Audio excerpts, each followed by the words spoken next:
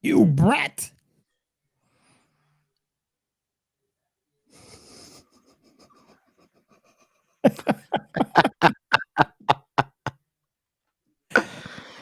You could hear someone like that, and my name is not Brad. That was the longest pause we ever had.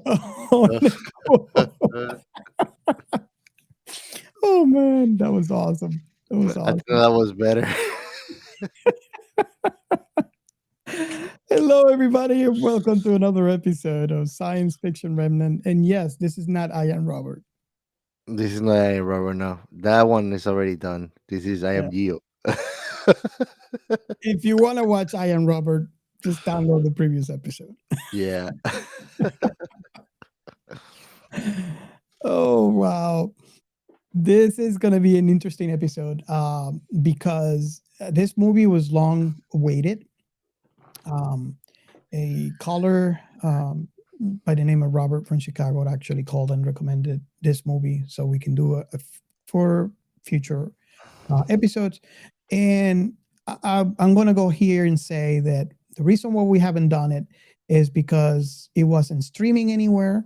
But thanks to our very own Captain Chaos, didn't find chaos this time. He found the movie, and we got to see it, and that's why we're recording it today.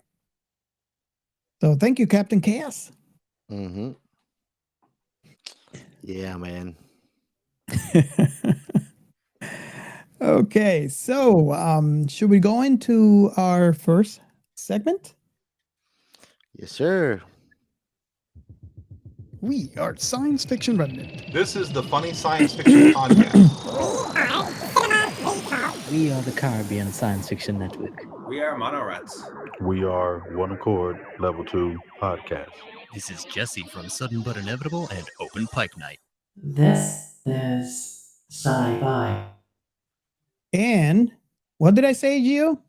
Every single time? You know the broom. You know the drill.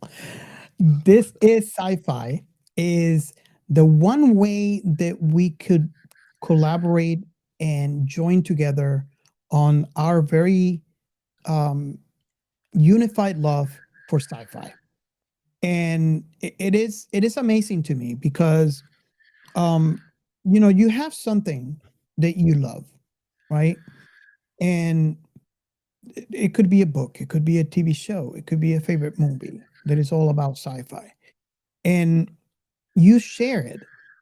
And don't be surprised if you see someone say, "Oh, I haven't seen this. This seems really interesting." Because that's actually what happens.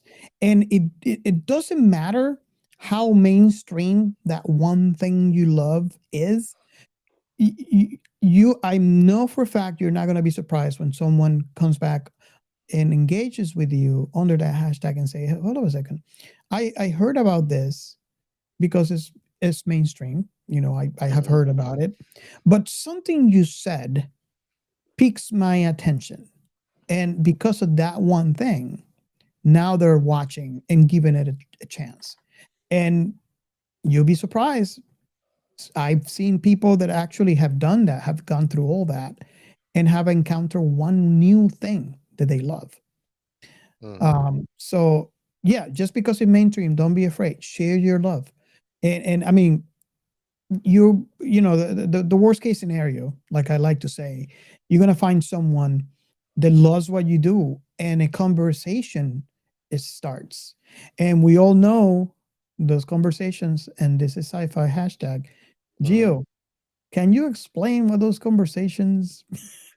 I mean, they're like happy accidents, man. Basically, sometimes you just share a comment, like for example, the way that we found this movie. I actually posted another movie about the same director, which is the same director for Akira, Mhm. classic cyberpunk of all Oh yeah. times. And basically, we got suggested by one of our listeners, Roberto, right? Robert from Chicago, yeah. Roberto without an O, Robert. uh, and basically, it spikes conversations like that. That's the magic about using this hashtag. It's like sometimes you're just sharing something, and then you start talking about all the things surrounding it, and it's like I wish that you could pick up conversations like this uh, that easy out there. But most people like they don't want to do that. They just want to do the small talk and stuff like that. Yeah. And we like this kind of stuff actually, talking about theorizing about sci-fi, about different universe and things like that. Yeah. Yeah. Yeah. So for this episode, I am going to try something new. It something that we have already done this. Whenever we get to this segment, I kind of highlight a few posts done, and this is sci-fi hashtag. But for our YouTube viewers out there, I'm gonna do the same thing that I normally do for the audio, but this time I'm gonna show you, and for all of you who are on YouTube, so you can see what we actually see and how actually that interaction looks like. So if you are not on our YouTube channel and you maybe are listening to this on your podcatcher, do us a favor, share this show with someone that loves sci-fi. Like our episodes and subscribe. We definitely need the help, especially if we're trying to grow this community, which is it's a niche community. So my goal is to be able to unite not only the fans but the creators as well, so we can all have this our very own a space in the internet where we can share sci-fi.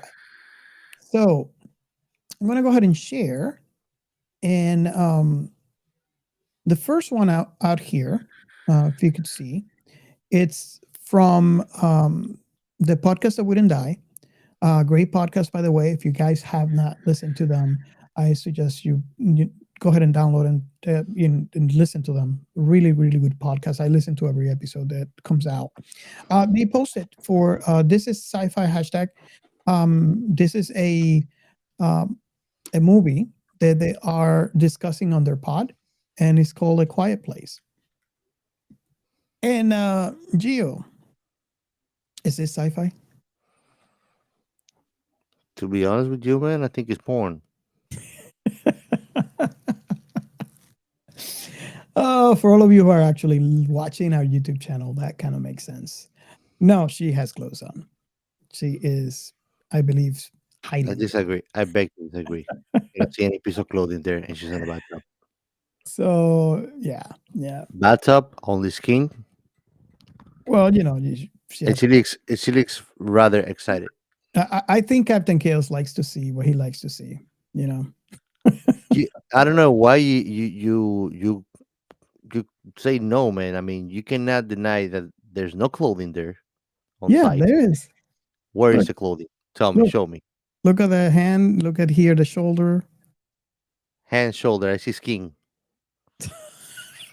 Oh, those are so nice skin looking Well, leggings. Jesus I Christ. don't want that kind of skin, man. That skin is rough. Yeah, man. She doesn't use moisturizing cream. Then what we have next on the hashtag is a post from our very own best friend Madison Ambier. Madison. Is posting about her episode on I believe it's called Martian X. I might be on. I listened to that episode. It was a lot of freaking fun. As you know, if you guys don't listen to Madison, she is trapped in how she call it, old timey-wimey radio shows. And it's just so much fun because she brings the sass to the 30s and 40s. This episode was really good. Another one that I can feature here is one from our friend Scarif Podcast. We had on our show multiple times. Ro. He had great engagement this week on the This Is Sci-Fi hashtag. He's trying to bring back the love of sci-fi, sci-fi TV shows from the 80s. And there's a lot of good ones. I mean, in here, he has a $1 Million Man. I believe I posted one for Logan's Run, the TV show. So yeah, there's a lot. I mean, I believe Space 1999 was brought up in the conversation too, and the engagement is great, full of nostalgia. So I invite you guys to join up in the discussion on the This Is Sci-Fi hashtag. Nice, man. So to go to the next segment. Shout out. Shout outs. Well, and for this segment, I'm going to start by mentioning everybody to remember that we are proud members of the Blind Knowledge Network. So go and check them out. They have a great variety of content creators, podcasters, streamers. Go check them out at www.blindknowledge.com. They are in all social medias as well. And I'm sure that you're going to have fun with all the other creators that they have there. Usually, regardless of what you like, I'm sure you're going to find something that you can enjoy. Yeah. We're going to start with the first person in our list. These shout outs actually were individuals that had great engagement with us in this week and kept that uh, this is sci fi hashtag alive. And the first one is Malice After Midnight. Thank you so much. And the tag on Twitter is at After Malice. Next, we have Nerd in Texas podcast. Nice. Cool name. Yeah. Wah. And their actual tag, if you're gonna find them too, is at Nerd in Texas. Next one is friendly neighborhood nerd.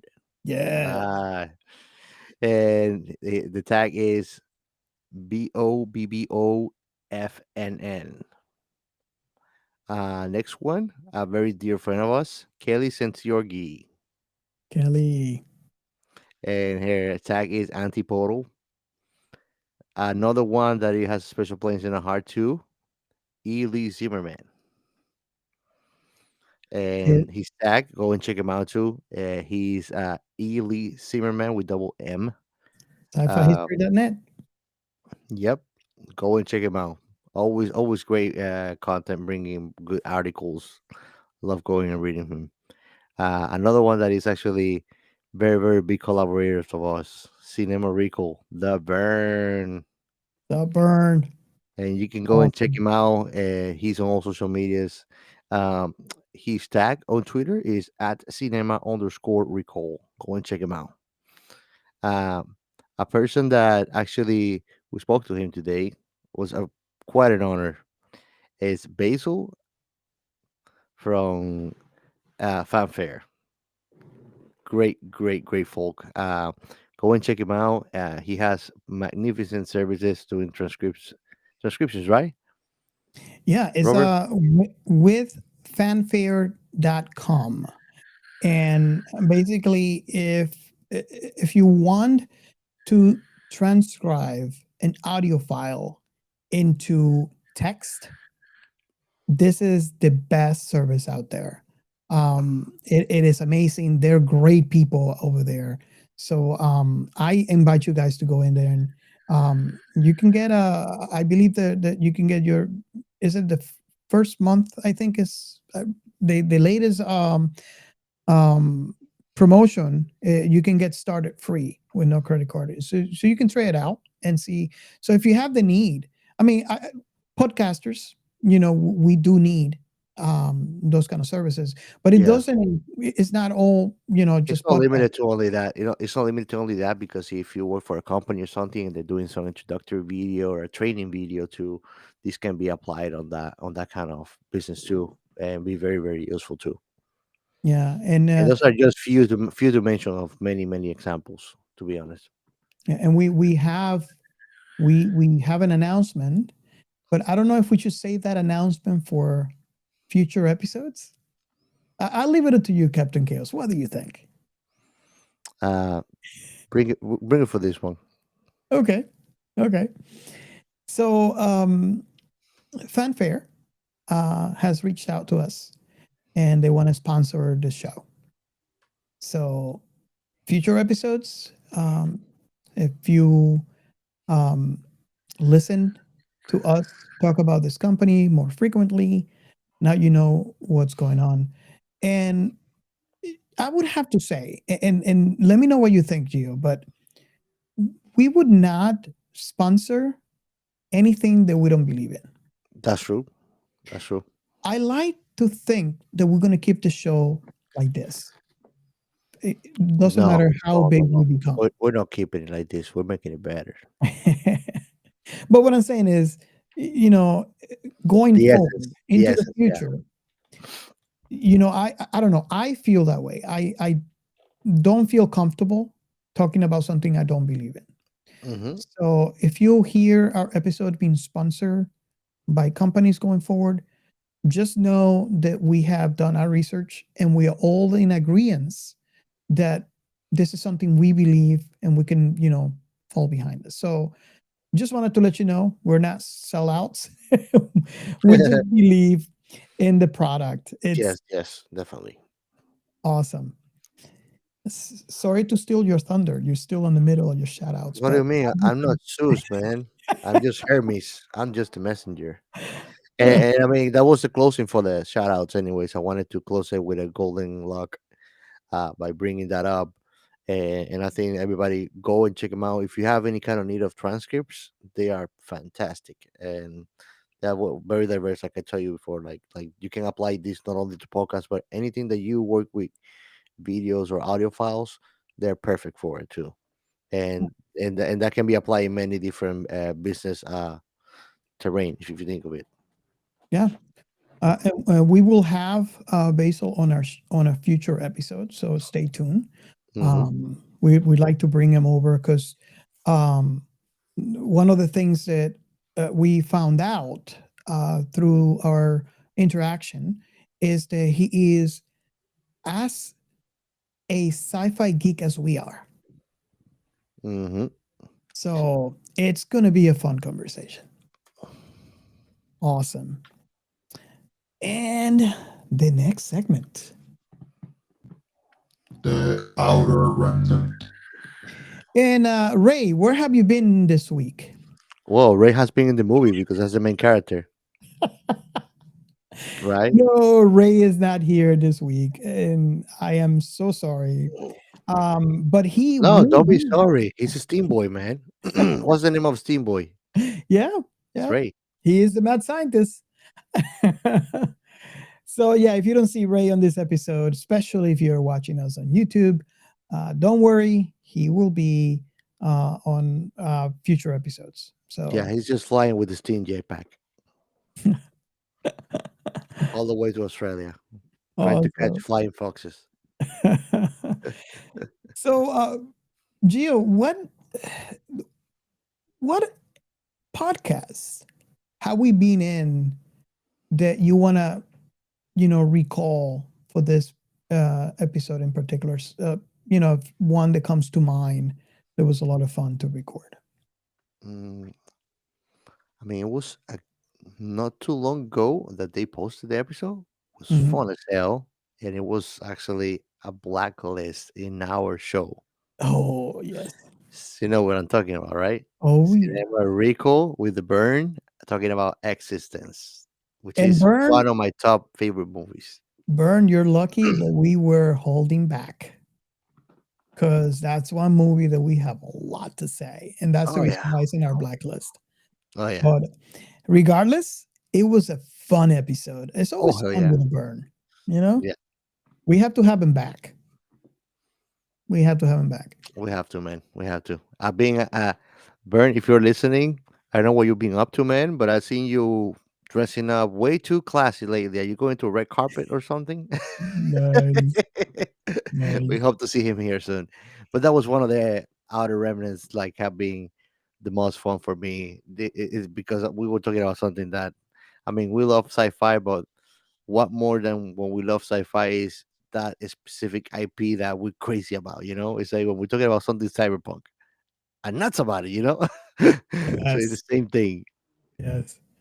Um, I'm gonna feature one that I had a lot of fun in.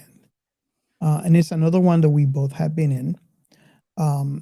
Not sure by now. I like to think that you guys know our good friends at the FSF podcast. Yes. Tim, gotta get you back, man. Me and you, Gio. Don't If you worry, Tim. remember, Tim. Just for the record, I'm gonna get a cool mug just so we can compete. and again, this is going back to the "This is Sci-Fi" hashtag. In the Yes. morning, we all say good morning to each other with a cup of coffee. We make Sometimes a photo competitions is to see. involved.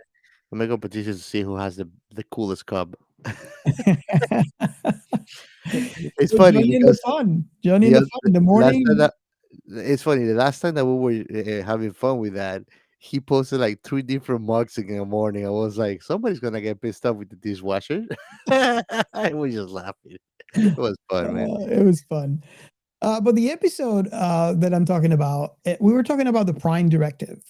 For all of you out there, and this is also another example for the "This is Sci-Fi" hashtag.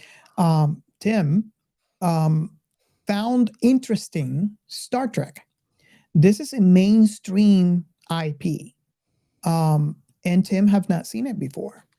But because of following the "This is Sci-Fi" hashtag and people talking, especially on the "This is Sci-Fi" chat that we have on Twitter, um, it piqued his interest because of what other people were saying, Yep. and he started a rewatch of Star Trek.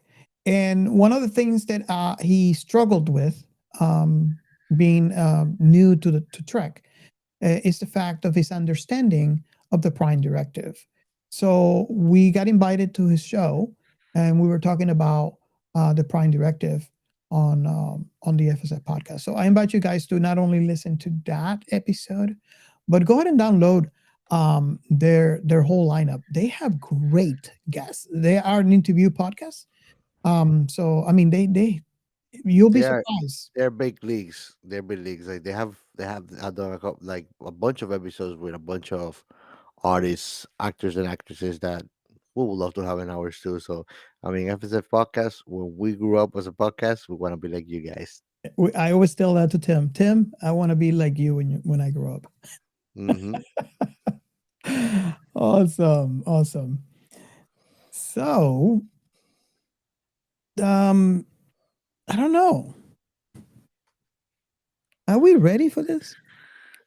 You just need to get some fire so I can steam that water up so we can get started. Tie it up to my backpack.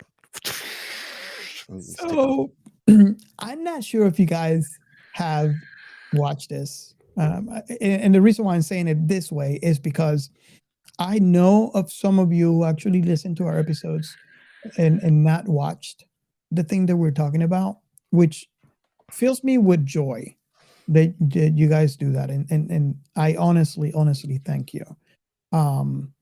Because that shows me that you guys really enjoyed our conversations. But if you haven't seen this, this is a 2004 animation called Steamboy, and it has big names. It Yes. has big names. I mean, if you come from Trek, you have Sir Patrick Stewart. He's Lloyd Steam, Dr. Lloyd Steam on this movie. One Another person that I can point out, in my mind, the first thing that comes to mind is Dr. Octavius from the Spider-Man franchise. We have Alfred Molina is Dr. Eddie Steam. So big names in this animation, and the animation style. Oh, beautiful classic. It's And I mean, the storytelling too is just so compelling. Uh, Gorgeous, man. It's one of those things that I like. It took me like you know that feeling when you watch Ghibli Studios. It's wholesome, takes you back. Yes, just that. yes. It hits the spot. I really like the animation style, and it's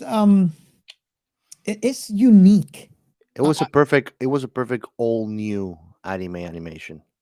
Yes. So the Do you have the plot that we can? Do we have a plot? We have a plot. We have a plot. Yes.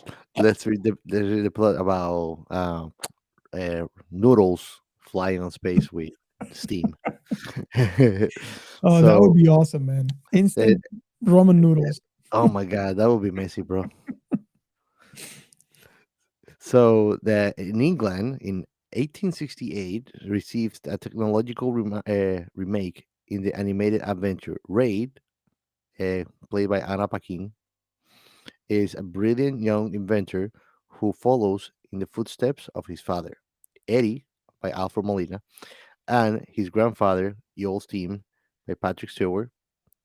After his grandfather sends him in a mysterious mechanical ball that contains a revolutionary power, Ray finds that his world is turning upside down. It seems a lot of people want that power, and not all of them have good intentions. In 1860s, Britain, a boy, what will put it repeated? I, that's yeah. I messed it up there. So that's that. No, doesn't go back to 1860 again. We just keep on going.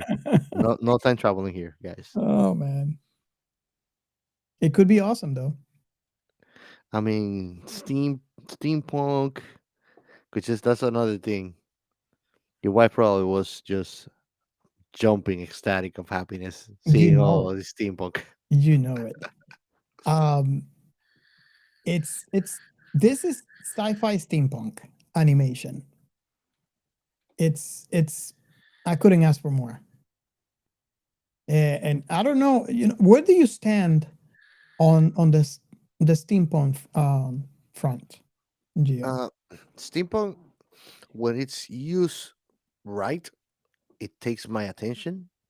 They did that here. I mean, I haven't seen anything that has been bad quality from this creator, specifically speaking, per se.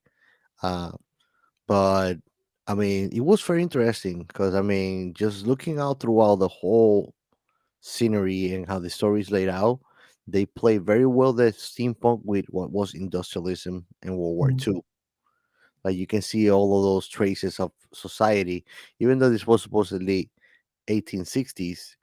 Uh, the way that Europe looked in World War II, for example, looks very much alike in that aspect too. And the characters and kind of like their costumes and everything was very old fashioned in that way. I think that they did a great job adapting steampunk with Great Britain too. It was yeah, beautifully done, beautifully done. And I mean, it looks like it looks like those video game sceneries that you see. So it's like a very very well structured fantasy. What they do that you're like, wow, like this is very very well elaborated to the little details. It was very very nice. yeah. Um, I could ask my first question, but this is going to be a little tricky. And my first question is typically, how old were you when you saw this, and what was your first impression? I'm 2 day old, Exactly. Exactly. but that's the thing that I like about these kind of IPs too. It's like they're timeless. It's like Akira. Akira was on in the year that I was born. It Yeah. looks the same. It's the same art style that this one that was made. Uh, Ghibli Studio has changed a little bit, and still they stay true to that too. When you watch Ghibli Studio, it's like even different universes, which is most of everything is always something new, which is nice. Uh, but it always stays true to that what you are to expect visually. It always blows you away, not because the style changed, but Hmm. because the composition is just something new that blows you away. Yeah. Yeah. Um, What about I, you? I guess I can talk. I mean, we already said how old were we? um, what was the impression? The first impression? Well, this entire episode is a first impression. Um, it was very refreshing, very unique. I love when I find things like this are unique within the style that they're supposed to be in. Yeah. Because of that, what I just mentioned, it's very refreshing, and it does help. It has a great story that we can follow through, and the visuals, the aesthetics is what I'm trying to say. It's within the cyberpunk. I mean the cyberpunk, the No steampunk. heresy. No heresy here, please. Oh, you Steampunk. could have this is another thing that I'm waiting for. I'm waiting for someone to do steampunk, a steampunk and cyberpunk. It could happen because, and let me say why. If we We follow lost him. the We lost him. dad, huh? No, You we lost lost who? you already. You, we lost you. I'm gonna go and take away your card. No, but I'm listen gonna to take. this. I'm gonna take away your card. Listen to this. Listen to this. The character played by Alfred Molina, Eddie. This is James or Ray's dad. When I saw him for the first time, I was like, "Oh my god!" If we go back to the beginning of this movie, we notice how Dr. Loy, which is Eddie's dad, Dr. Eddie Steam, which is Ray's dad. We're talking about 3 generations here. Okay. They had an accident where Eddie, honestly, I thought even Lloyd died. I know for a fact Eddie did, because when he's trying to close up that steam gauge, all that steam fell on him. I mean, I don't know if you have felt steam before. I have, and it's just a little bit, enough to cover myself with gauze and get the first burnt ointment that I can find. Yep. And seeing this kind of steam all over Eddie's body, he has to be dead. He And fucking then he melted down. He and melted then down. towards the end, yeah. And then a few minutes later, Lloyd was looking for Eddie, is calling for him. It's like, where are you? I can't. And then the apparatus that was behind him exploded. Mm-hmm. And then I was okay. Then they're goners. They're both goners. But then fast forward a little into this movie, we see Eddie come back. Yeah. And the first impression that I got was like, oh my freaking God, this is steampunk cyberpunk. His arm got destroyed. So he rebuilt another arm that is mechanical, completely mechanical, in the steampunk classic style. But in my defense, would you consider that his prosthetics are steampunk? Because even though he's in a steampunk world, it doesn't work with steam. it probably is a lot more cyberpunk than steampunk. But yeah, I get you. I mean, they're in the same universe. But the thing is this, it is. I want to go back and say this is steampunk because It is. It is. the materials used for that Everything else. arm, they all look the same as the machineries all around. No, even the lore, like everything around how they dress and everything, it's very, very steampunkish. I mean, the radios. I mean, I used to use this when I was a kid. A pipe across the whole freaking building. Like they took it up and go, hey, come over here. I was like, oh my god. It was awesome. But you see what I mean? I mean, I know it's not something that you normally would gravitate towards when you watch this. I know that you, for example, Gio, you probably haven't really closely pay attention to that, obviously from your comment. And I know, I'm aware of this. It might be due to the fact that I am an overthinker, maybe, but it doesn't take away from the fact that the first thing that I saw was like, I got excited Yeah, because this is steampunk and cyberpunk all together. I of mean, course. I'm not saying the movie is cyberpunk. Don't get me wrong. It would have been kind of cool. And this is what I'm trying to say. Yeah, but it's for sure it's both because of that. I mean, it's not a steampunk the prosthetic that he has, but everything else is a steampunk, and the lore, everything how it looks, is a steampunkish. It's not cyberpunkish. Yeah. You know, so it's the concept of his prosthetics are cyberpunk, and still they look steampunk, and everything else around him is steampunk. And when I saw his mask, at first, we don't know, right? When we see this at first, we don't know that this is a mask.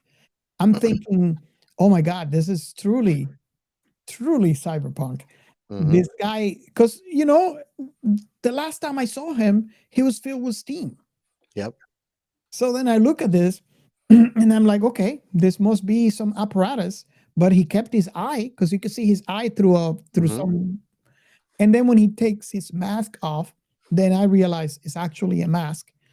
But still, it doesn't take away from the fact that he's still um, cyberpunk because Yeah, of his arm and legs. definitely, definitely. That So is yeah, it. I just had to point that out because I got excited. And I mean, it's funny that you mentioned that. I wish that they would actually go a little bit deeper, but then again, I don't think that even though it was an anime movie, it was made for a young public too. Mhm. So it figures that they would not also go like they didn't overdo it going technical into it, which is nice because Yeah, it kept that fantasy too, you know. yeah. And I mean, the human body is amazing. I mean, it happened to me like I had a skin condition and I got obsessed with washing myself with very very boiling hot water, and I burned myself the first time. My body filled up with like scars of burning, and now I don't burn myself with steaming water. Like I can put my hand under water that is steaming, and it doesn't burn me, and that's because the body adapts to anything you put it through if you do it through proper conditioning.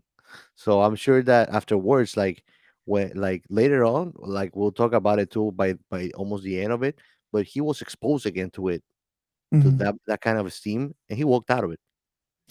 Would you say that you would have loved to have seen this movie prior to your Oh condition? yes.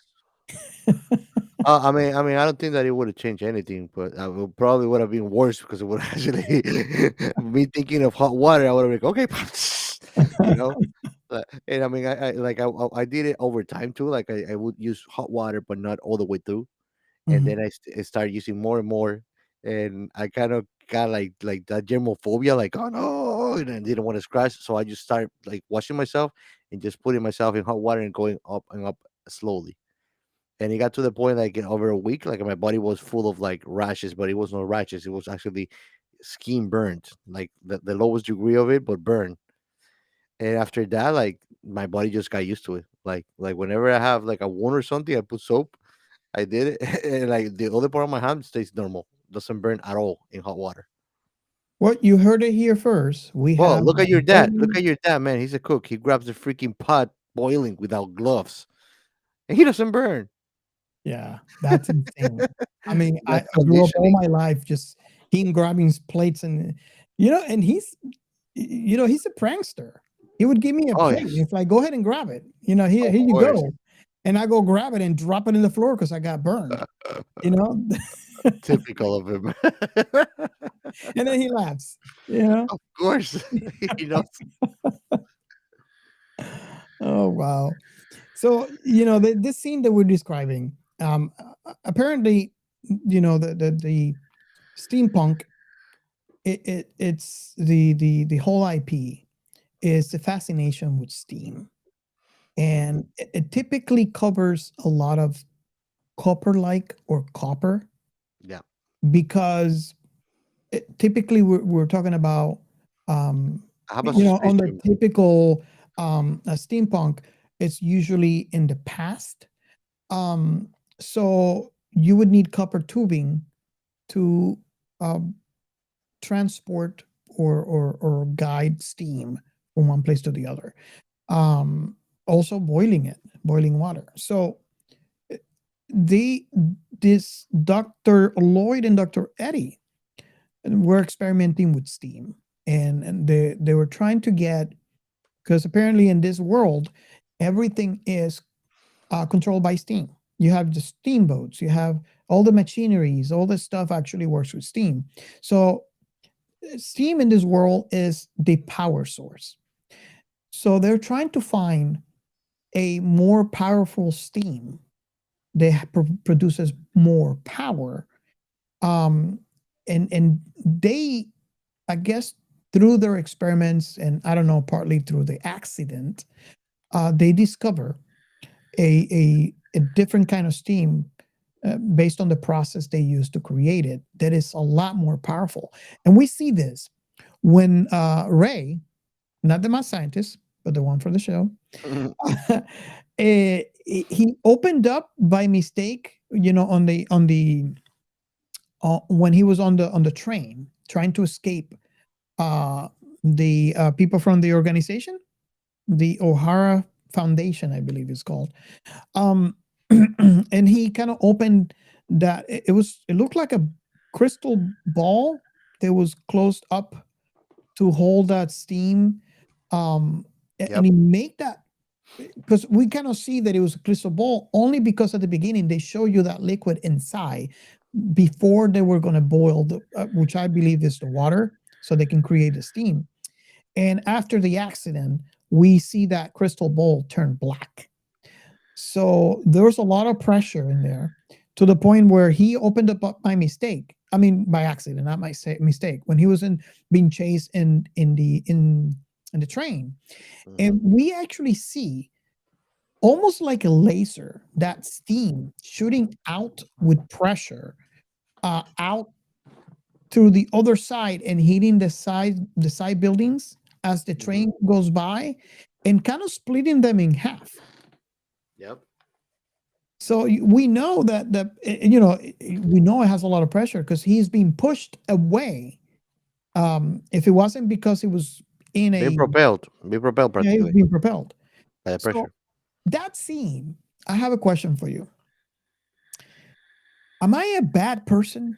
Because the first thing that I thought when he was in that scene, he's being chased by the quote unquote bad guys.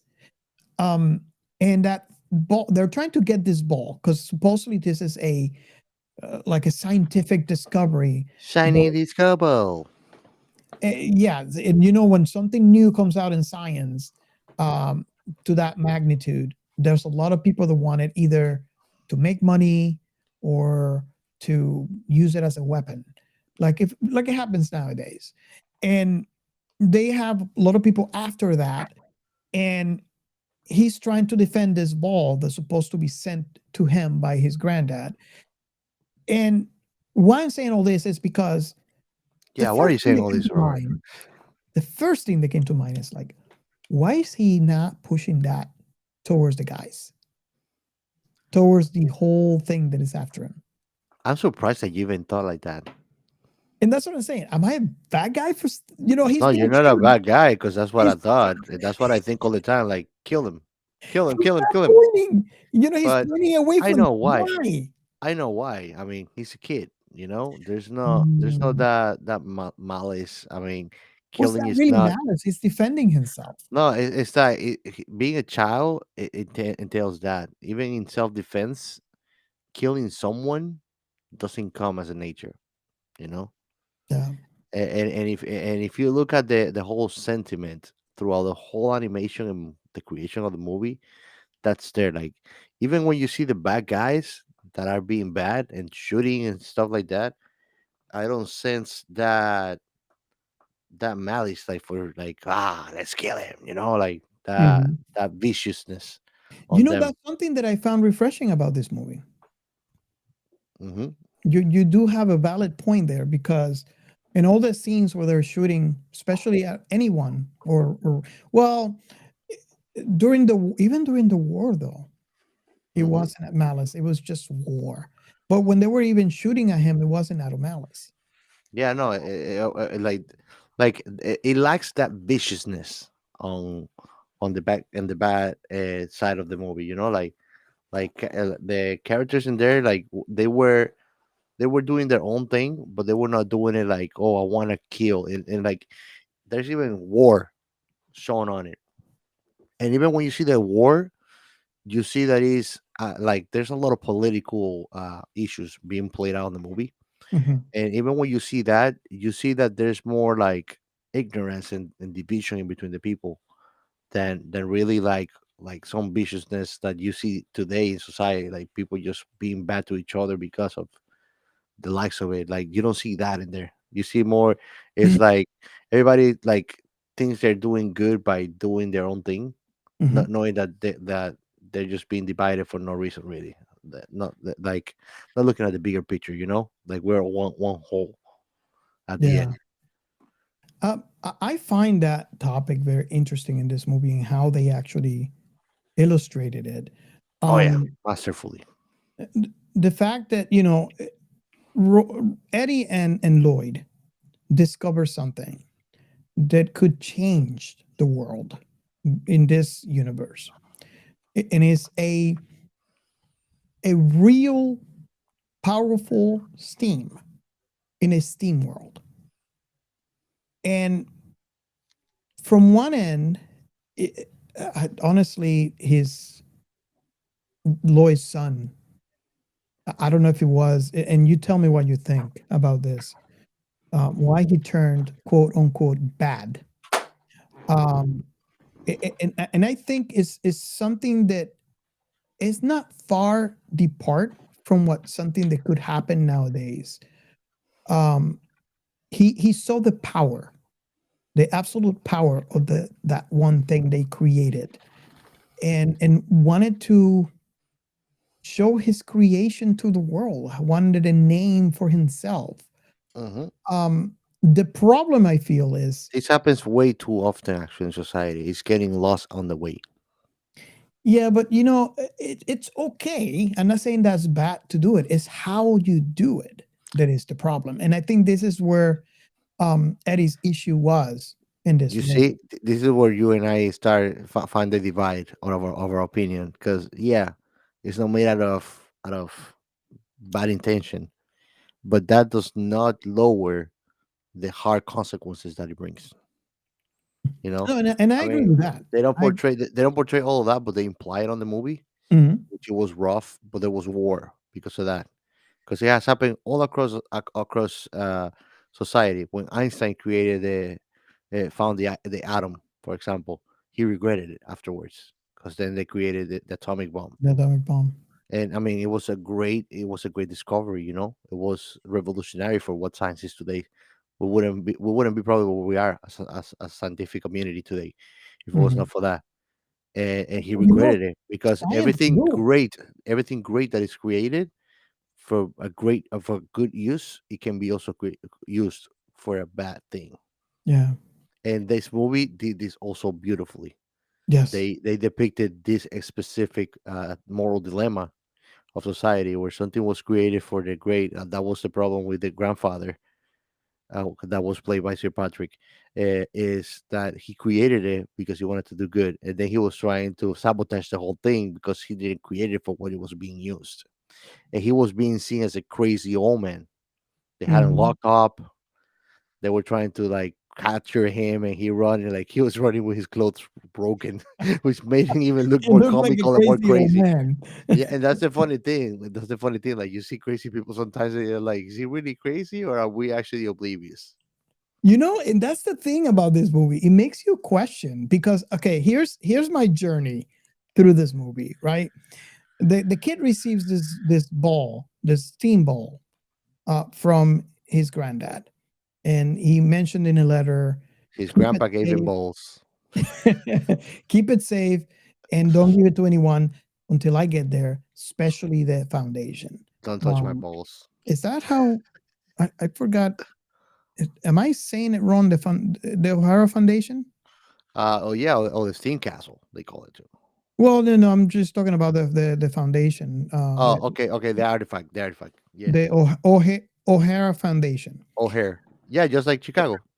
So he discovered this thing.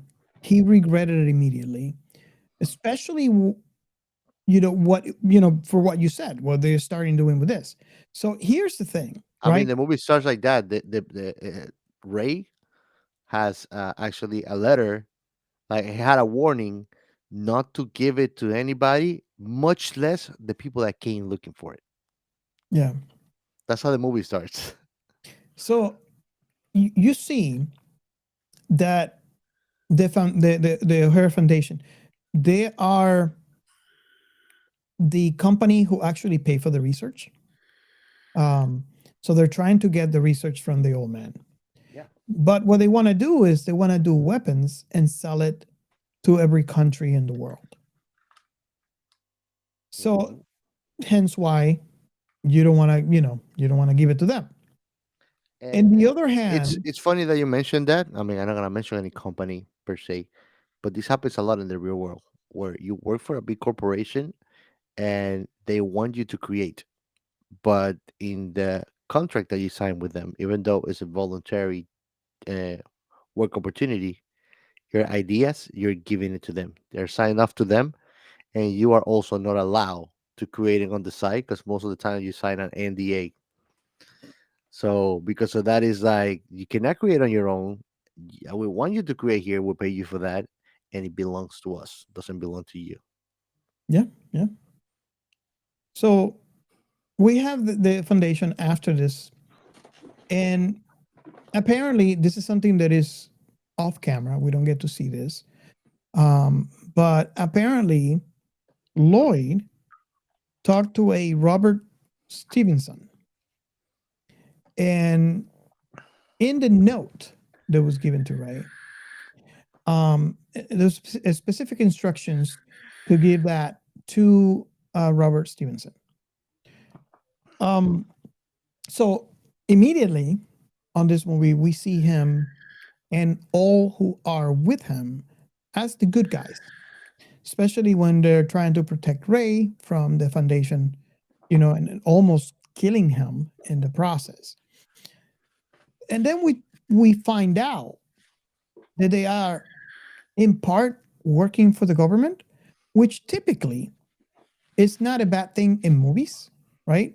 So typically, well, depending on which movie you see, let Well, me say it's that, not. yeah. It's not only that. I think that the girl, what was her name? The Scarlet. Miss Scarlet. Miss Scarlet. Uh, she depicted perfectly what happens with an ignorant mind. First, like the first thing that struck me about her was her little obnoxiousness at the beginning. That was actually Oh yeah. it wore off throughout the Tri- movie to from Trigger obnoxious. warning. Eh? Trigger warning. Animal No, abuse. no, and here's the thing. Oh yes, absolutely. Not only that, but the curious thing is, she's a child. Like we are not born with these qualities. We hate. Exactly. We learn. Hate is Exactly. one thing that we learn. Society bring us up with it. We don't know that. And she was like completely obnoxious. I was like, Jesus Christ, what's wrong with this kid? But Yes. as the movie progresses and things get more and more uh, dangerous and perilous for them, you see that her true nature comes, which is she's just a girl, she's a normal kid, and she has no ill intention or nothing. Yeah. But still, you can see that ignorance in there. Like when the war is going on, that they bring it up in the movie. I'm not gonna say yet that how it came up because I was like a kicker. I was like, oh wow, damn man, what a way to do this. But she was like, oh okay, you better make sure that we win. You Yeah. know, and that, just right there, he told me like, wow, oh my god, like she's not even like we shouldn't be should we be doing this? Why? Like the guy told him straight up why they were doing it, and it's like, you know, and I mean that's human nature. I've said it in many other different episodes too. Like if you see through human nature, the man wants to take what has been mandated, so they're always gonna find somebody that wants to dominate and be on top of the whole hierarchy all the time. Yeah. Uh, but basically, you can see through that too, like how like the social issues and how the customs of these kind of like decisions at a social level Hmm. take a big toll on in every single individual and how they see life, because Yeah. that's how they were shaping up kids. And I mean, you can see, like for example, Ray. It seems to be to me. I think if I'm not mistaken, he was like a boy that lives in the countryside, so he had a lot more simple life. Yeah. Yeah. So much that when he saw what was happening with war, he was still self-deluded. He wanted to be with his dad. So that was the first thing that kind of like got him off guard. He saw his dad, and I mean he was happy for it, even though he saw that he was changed. But on top of that, he was a way more simple kid on his mannerisms and everything, his way of thinking. Like he was a Yeah. lot more innocent. And I mean, that's a lot to tell because it tells you like from where you come, sometimes that cultural group actually can affect you in a good or in a bad way, just with the simplicity or like the complexities of these societies. Yeah. So going back to what I was saying, the fact that you have the organization that was after this for because they wanted to create weapons so they can make money, and then on the other hand, you have Parenthesis. They wanted to create technology to help humanity. yeah, help humanity win wars. Not even because the grandfather saw the big what despair something he calls it. Is that I didn't create this for that. Yeah, And the kid is like, "Oh, that one destroyed my house." I yeah, was like, "Wow, oh my god, this is so yeah, painful." yeah. So yeah, you have the O'Hare Foundation. They wanted to create weapons. They wanted to sell to countries, and then you have Mr. Robert Stevenson. Bernard, That he he wanted to basically help the government in creating weapons. So here's the reason why I'm bringing this up. They're both creating weapons, right? One is obvious, that is, the moral center is not quite right because they in it total unhinged. they're yeah You they're can see creating that. weapons You can see to the make money. malice. Eh? You can see the You can see the malice in how their agents behave too. Exactly, exactly. Now you see the government, on the other hand, they wanted it to create weapons also, and in their mentality, they're doing it to protect the country. How they said it, to protect Queen and country, Yeah, because they were in England. Um, but they are creating weapons, and these they'll weapons go. They'll go are further. created to destroy. Look how even to protect can actually stain a clean mind because Ray, for example, when he's discussing with his grandfather's like, "No, this is wrong," and he's like, "No, this is good," and then he's like, "Your father already got into in your mind," and then he tells it, "No, because it's good to have the weapons, not to attack, but if depend." No, he said like, "Who you gonna use your weapons on?" As it depends on who attacks us first. So in his mind, it's not like they're gonna initiate an attack. Yeah, It's like it's just for defending us. defending. And then he said, "Who are they going to use it on?" And it was kind of like a foreshadowing, Yes. because fast forward a little through the movie, and this is when the war initiates. Which, by the way, it was the O'Hare Foundation's way of demonstrating Demonstration. A war was started for the demonstration of new exactly. weaponry and technology. I was like, oh my god, Yes, yes. incredible. And the sad thing is, given the opportunity, there are people out there that would do this kind of thing. Yeah. The dangerous thing and the scary thing, because I've looked at like I watch a lot of documentaries about like our technology in all kinds of fields, and is that we have already enough warheads to obliterate everything on this planet to the crisp. Yes. Some people like to think, no, there are gonna be underground lives or deep in the ocean. No, no, no, no. 100 warheads are enough to erase Earth for where it stands, and there's more than 100 warheads standing above the surface of this planet. So it's scary that It's somebody not would. only that. It's not only that. The typical consensus of the average person, when they talk about a warhead, right? They Mhm. imagine a single warhead hitting a place. And yeah, But it's that's not the catastrophic. case. It's catastrophic because a single warhead would have a huge radius of destruction. Hmm. But the reality today is a lot scarier than that. That single warhead splits into multiple warheads with the same potential of destruction. Yeah, And many people don't and I realize mean, that. no, and people don't realize too. You had to get into the mind of the art of war. You have to play Sun Tzu, the art of war. You know, If you're gonna attack, you make sure you don't get hit back. And if that means that your nation is the only one standing by the end of it, and then you have to repopulate Earth, some people are bold enough and probably like not so conscientious to not really flinch at it if it matters winning or losing. Because the only problem is it's not that somebody wants to do this. It's like sometimes we as humans get ourselves into situations that we are already too deep in to back out of it.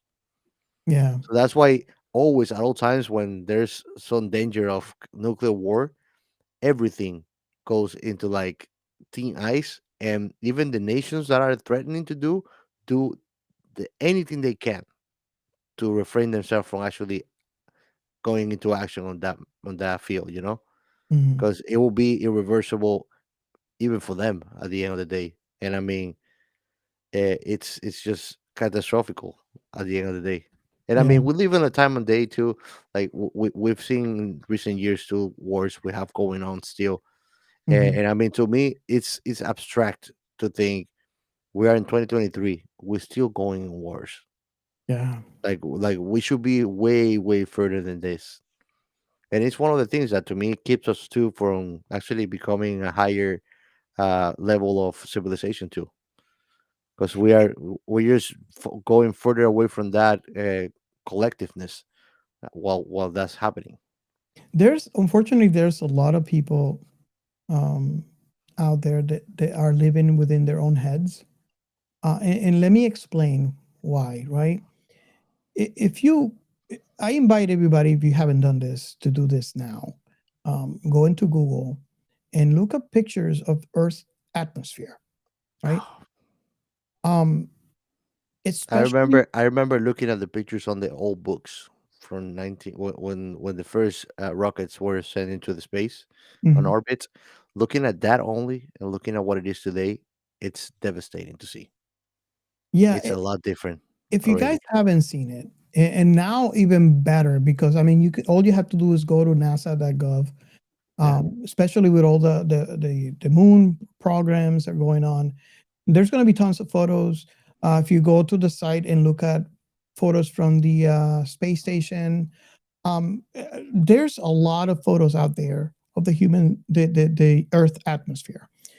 And what I find in very impressive, it just impresses me how thin the Hmm. atmosphere is. If you look at those photos, it's almost like a piece of paper. And that's what's separating the humans on this planet from death, Yeah. from the vacuum of space. It's a very thin layer that is protecting us. Hmm.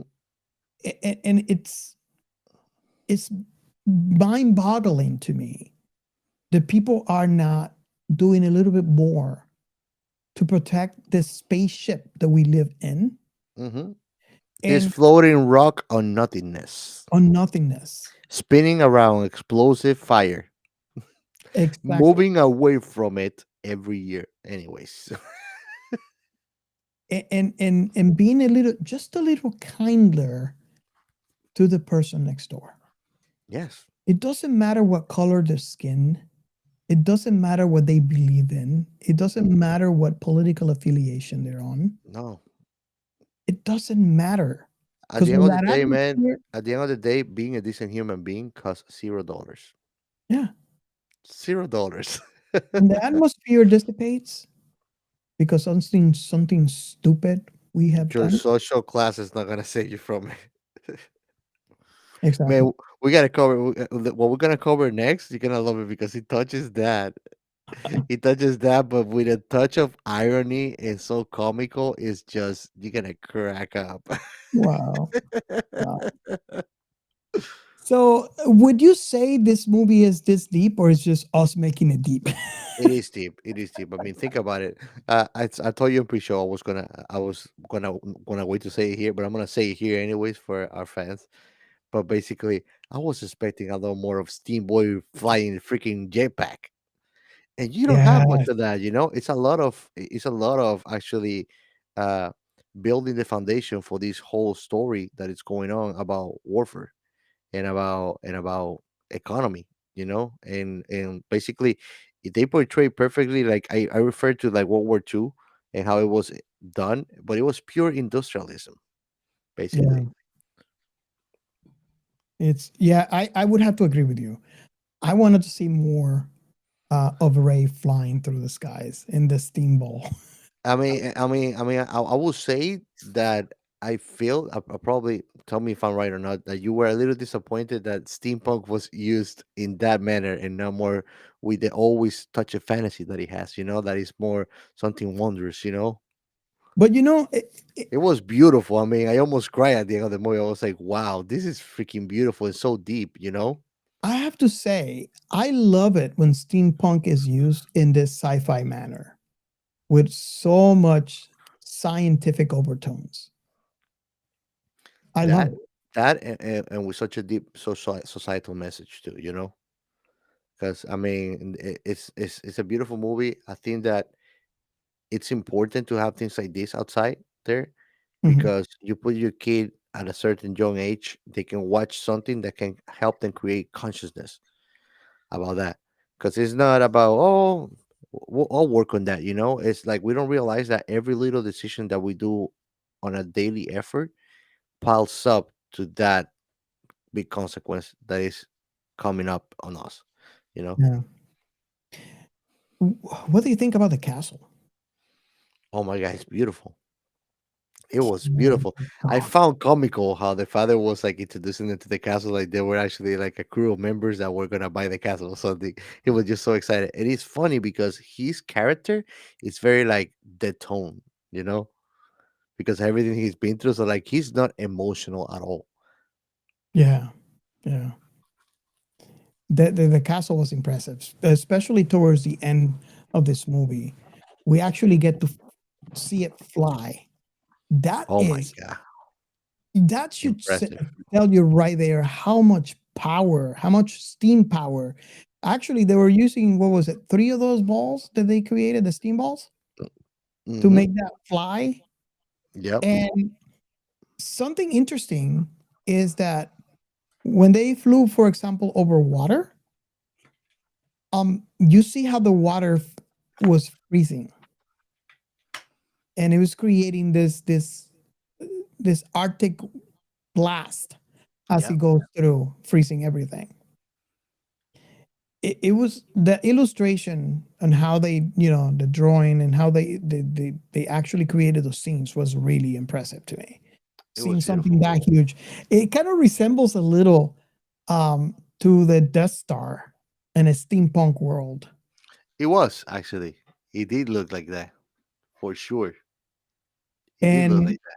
and then it did not look like that when they carousels and the horses came. But I mean, that's the funny thing. That's one of the details I found beautiful is when I was Mhm. looking at the carousel, it gave it that touch, like it was not a machine.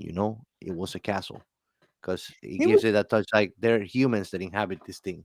That was the granddad's Lloyd's version of, and actually Eddie did say this is your version of the castle. This is what he intended that castle to be. He said science is meant to help humanity, and in his world, he wanted humanity to have fun. And this is what he was telling Ray when he was explaining about what they were doing with his technology, where it's not meant for war; it's meant to help humanity. And I found that to be really thought provoking and impressive when at the end that we see the potential of a weapon that is the castle, and now it becomes a a fair. It has it has the first wheel. It has your horses. Um, it's it's impressive. It's really impressive. Yeah. So, do you wanna move on to the final thoughts? Um. Wow. This movie, I man. know, right? I know. Yes, I'm with you. And It, for it was. I'm gonna before you I'm before you surprised that I continue didn't catch it before. before you continue, I gotta tell all of you out there listening, right?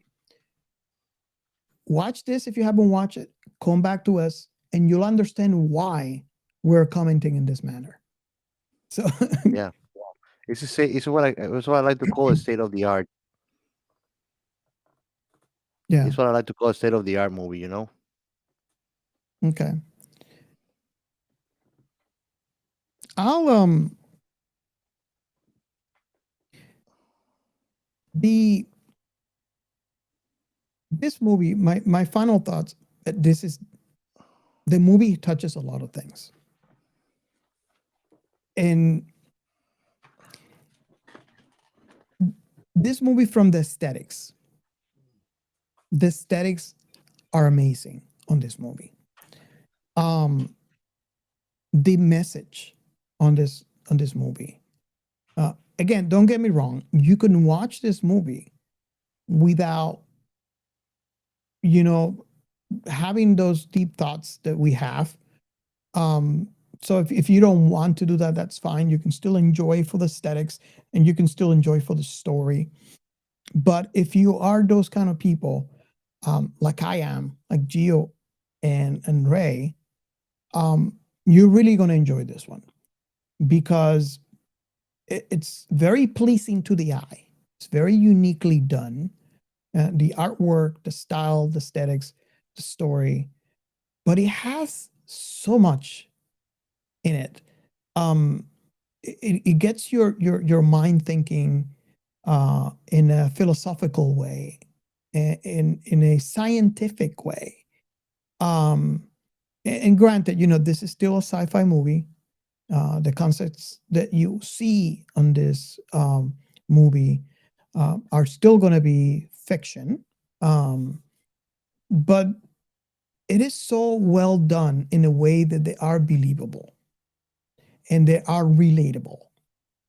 Um, so, on top of that, the movie is slightly on the wholesome side, yet it doesn't have that, you know, yeah, this is completely wholesome because you still have your villains and you still have, but it gets complex because as you watch this movie, your notion of who the villain is changes.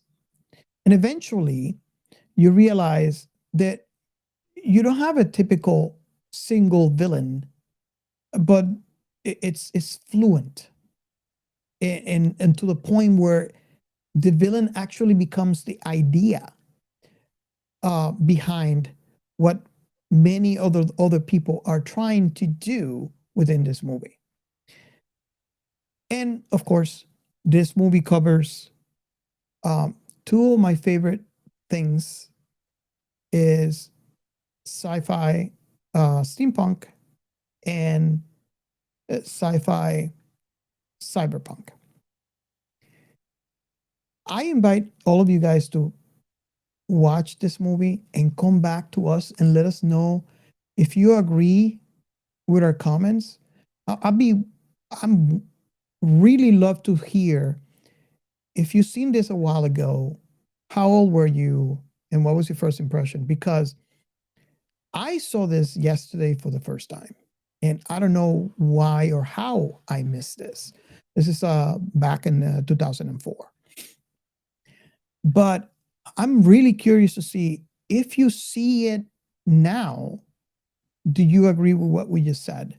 Um, Also, I like to think, I like to know what is your thought uh, after watching the entire movie. Um, Very curious if you're, which end are you in? If you are one of those who enjoy without deep thinking about the topic of the movie, how did you enjoy this movie? And if you're one of us, like, one of like us, where we have to overthink everything. Well, I like to say that I am the one that like to overthink this things. Did you enjoy all the deep thoughts that this movie brings? It, really, really curious about this. And I guess that would pretty much end the final thoughts on this movie. So I am going to move to, or we're going to move to the science behind science fiction.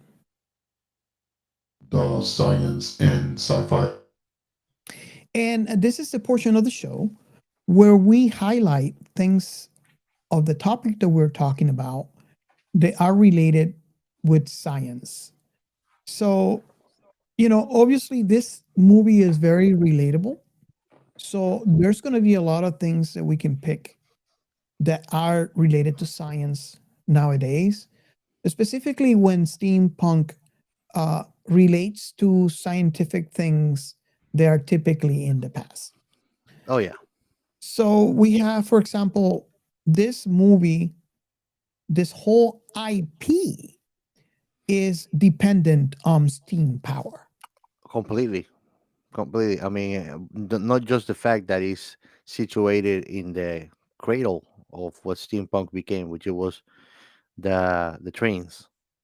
Yeah, They were mainly when the train was invented, the locomotor was made out of steam initially. boats, Yeah, steamboats. yeah. Also.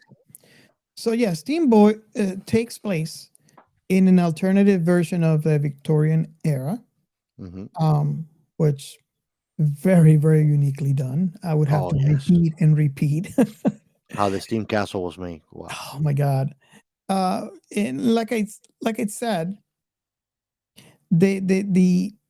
the alternative in this universe, if you want to call it, is that Hmm. steam has become the dominant power. Yeah.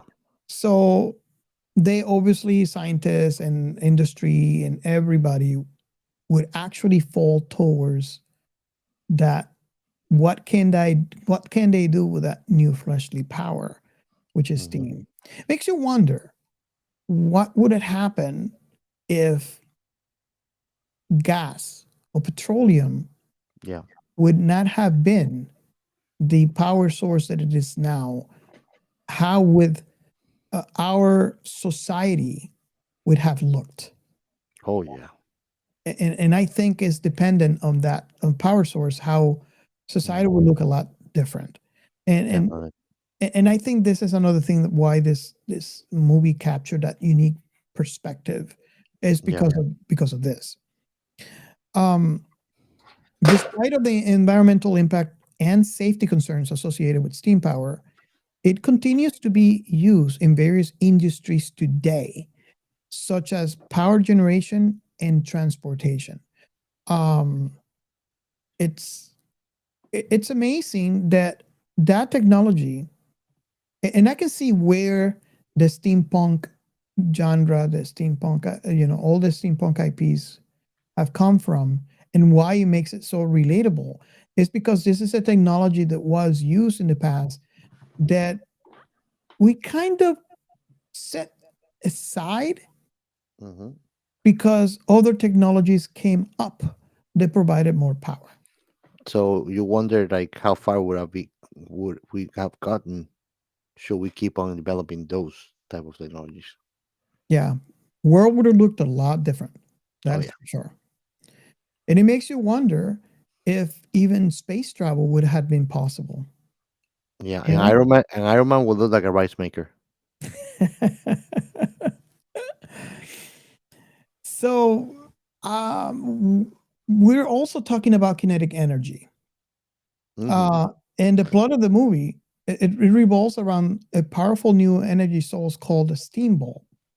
The steam ball is the one that we were describing, that it was kind of like a crystal ball. And when I guess it was through the accident or whatever, they were able to produce the steam, uh, a super powerful steam, and the ball became, black in color.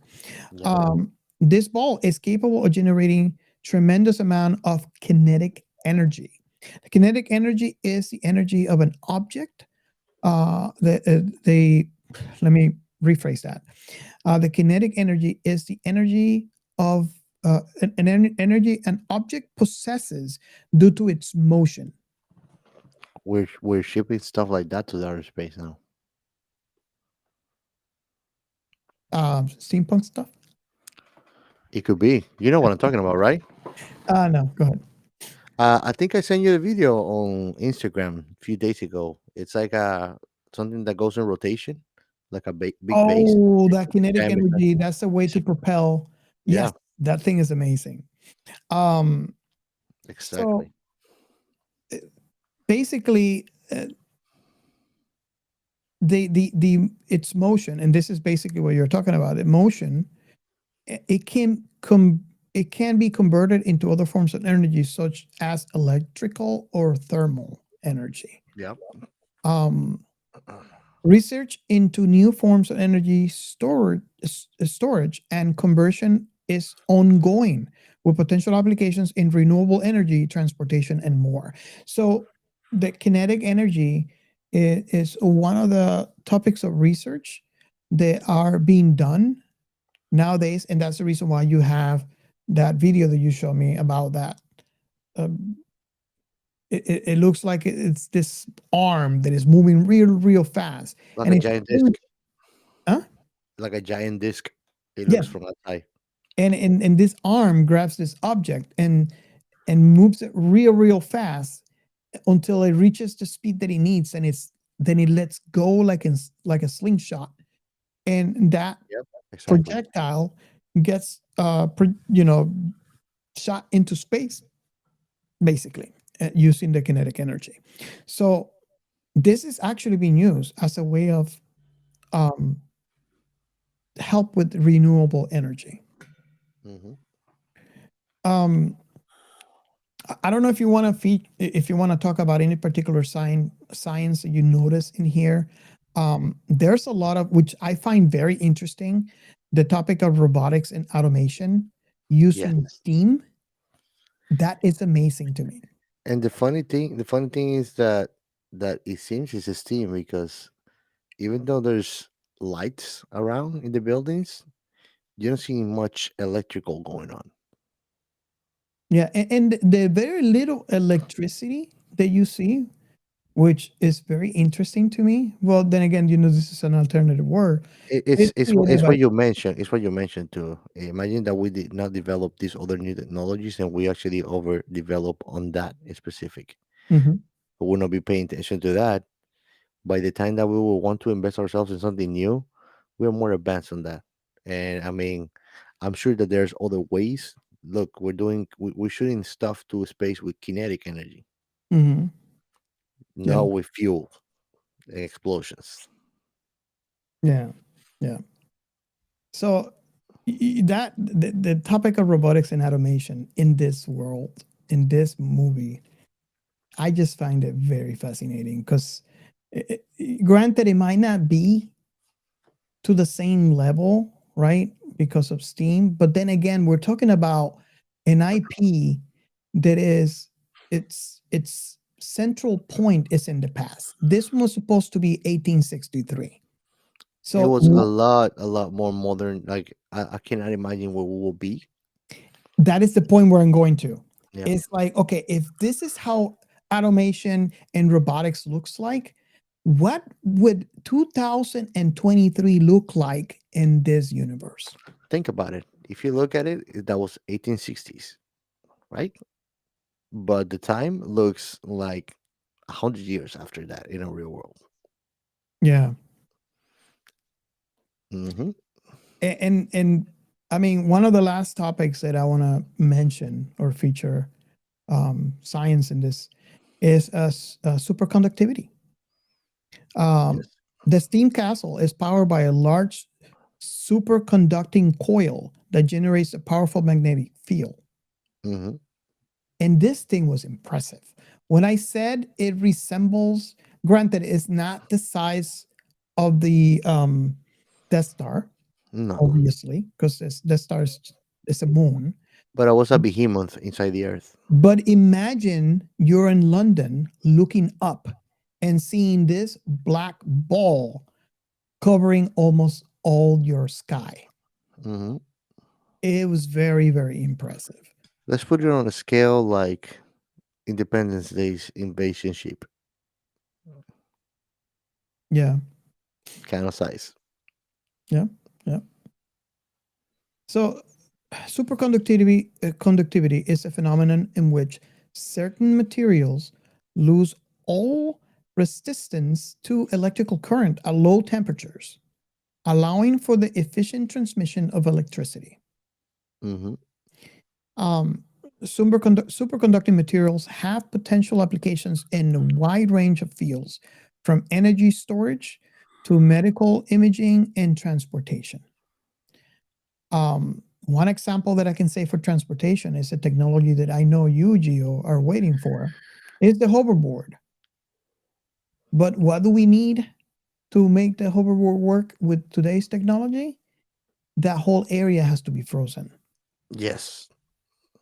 A friend of mine, uh, with Francis, we were 5 years old. He's into Gundams and Gunpla. So he became a mechatronics engineer because of that.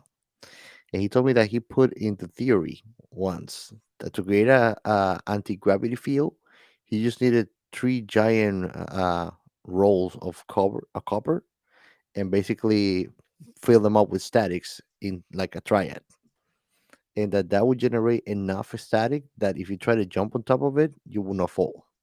You will not fly away neither, but it will keep you like a low height from it without it being able to fall off on it because of the static created within them. And Yeah, I've seen experiments played out on TikTok like that. Like the guy would take four big batteries, put them in like cross way, and then grab like put 4 spoons crust of aluminum. So this crap is heavy on a paper cup and fill it up with cereal so it kind of holds them together.